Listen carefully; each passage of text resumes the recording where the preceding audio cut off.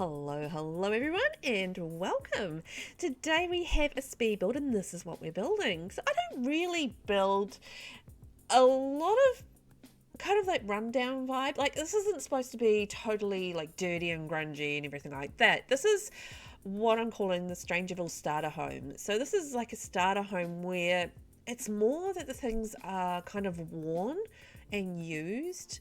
Not that they're grungy and dirty and disgusting and they're really messy. It's not that kind of vibe for the build. It's more this has been lived in before, it's their first rental house or their first house that they've bought, and the items that they have been used. They're all second hand, and that's kind of the vibe I was going for with this build. And I don't really do so many of the sort of the second hand kind of rundown-ish builds. So this was like a little bit of fun for me. I just wanted to do something a little different, and I did need something for my 100 Baby series where obviously I'm going to be moving kids out of the house quite regularly, so I need some different kinds of little houses that can go in my 100 Baby save so that I can move my kids into them once they are ready to move out of the house. And I'm actually moving them out as soon as they get an A in school. So, they can still sometimes be, or no, I can age them up and then move them out. So they'll be young adults, but they'll be moving out pretty quickly and, well, basically as rapidly as I can because, it's a 100 Babies challenge. And that's kind of the idea. So, yeah.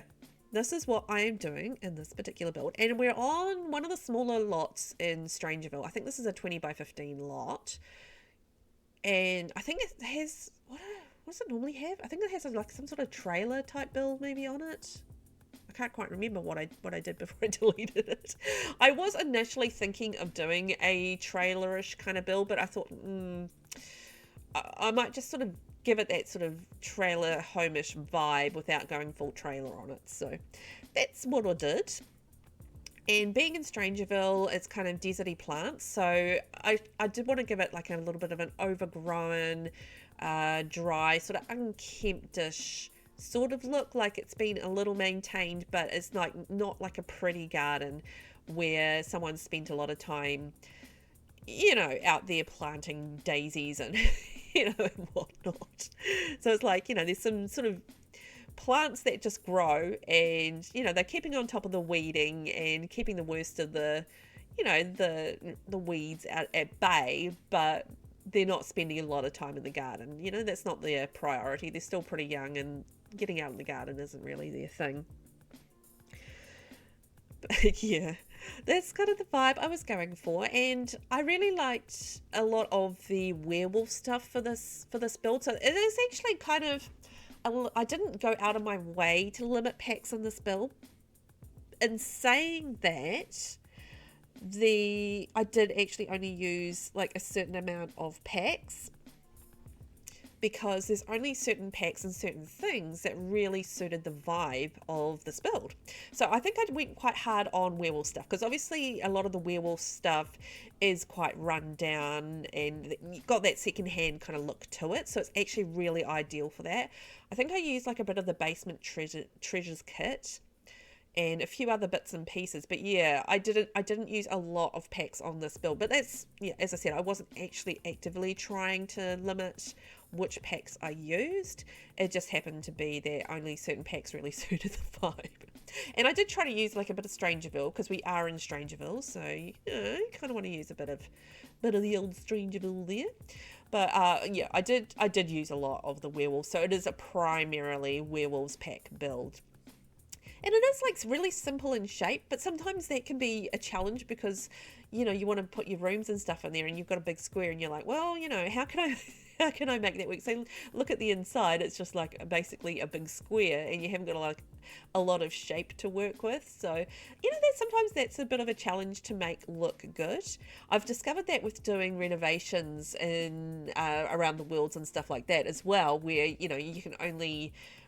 You have to keep the exterior walls, so you've got to try and make the build look really interesting without being able to change the shape of it. I mean, obviously I decided on the shape of this, so that's fully on me, but I actually think it actually looks interesting as it is because of the textures of the materials that are used on the roof and on the walls, and just like the little bits and pieces that are scattered around and the landscaping and stuff. So you can still make it interesting even though it's not an actually interesting shape build.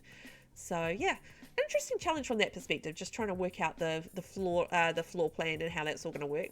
It is only a 1 bedroom, 1 bathroom build, which I think obviously it's a starter home. So although in saying that, I have built like a number of starter homes that have multiple bedrooms, but in this case I didn't. It's just 1 bedroom. And so I'm using woods on the floor. I think that's the Horse Ranch flooring, and it might be the Spooky Stuff Pack wallpaper. I ended up changing the linoleum. I was initially going to go for linoleum. I thought, your grungy kind of, or your, not grungy, but your less fashionable option for linoleum, but I couldn't find anything to actually go with it on the walls. So I was like, eh. So I ended up going with the tile on the floor anyway. And obviously having the used items from the City Living pack with like the counters and the fridge and the oven and stuff is absolutely perfect for that used, secondhand kind of vibe that I was going for. So that's what I went with in the kitchen, just your basic counters and stuff. So it did take me a little bit of playing around to really decide what I wanted to do with the counters and how I wanted that to all lay out, because it's actually just, a fairly confined, like it's not a huge space, but I think it's a decent space for a starter home. I mean, you've got a separate little, well, it's not separate, but you've got your dining table, you've got a decent sized kitchen. I mean, you've got 3 counters space there, which isn't too bad. You've got your sink and your oven and your fridge as well. And there is like a little entrance area, so that's a bit of a luxury in a starter house, having a bit of a little entrance area. And obviously I am working to a budget, so it does come in, I believe, at under 20,000 simoleons. So I was conscious of keeping it under that amount, because when my 100 babies young adults move out, they go with 20k each. So if it's a single character, then they can only buy that 20k or under house. If I have like twins or something like that, or even like 3 moving out together, which is entirely possible, then they can pool their money. So they can have maybe 60,000 to move out. So it does depend on, when they sort of age up and how it ends up working out as far as that goes, as to how much they can afford. But I think I'll have a teen probably ready, or a young adult ready to move out, that is just going to be a single there, and then maybe another couple moving out as well. So maybe I want to build a 40k house, that sort of thing. So I am just going to work it out as I go, but I want to have like a few options. So this is kind of one of the options that I wanted to have available for when I'm ready to move my little simmies out of their mummy's house and move out into the world, just to make space so mum can keep popping out those babies. But it is nice in a starter home to actually have the advantage of using whichever pack you like, because a lot in the old days when I was building, I was doing a lot of building in just like doing starter homes with base game only. And a lot of that was just for flexibility with people being able to download it and add it to their gallery. Oh, I've actually switched the counters to Horse Ranch. I forgot I did that. I wanted to have it matching the room, because I think the counters were a little bit too dark for the room, so I wanted to do something a bit lighter. So that's what I did, and that's why I did it. Anyway, so back in the day of when I first sort of started really getting into building, those metal things are actually from Batu. So I used Batu. But the Batu pack actually has some really good second-hand, kind of a little bit run-down bits and pieces in it, sort of weathered and, that sort of thing. So that's actually a really good pack that works quite nicely with werewolf stuff. In Horse Ranch as well. So Horse Ranch also has that weathered looking items and bits and pieces that do look good. It's sort of more secondhand or used or generational kind of items as well. So those packs I find do actually work quite nicely together. Anyway, yes, back in the finish my story. Back in the day, when I first started building, I did do like a series of starter homes for like different careers and stuff.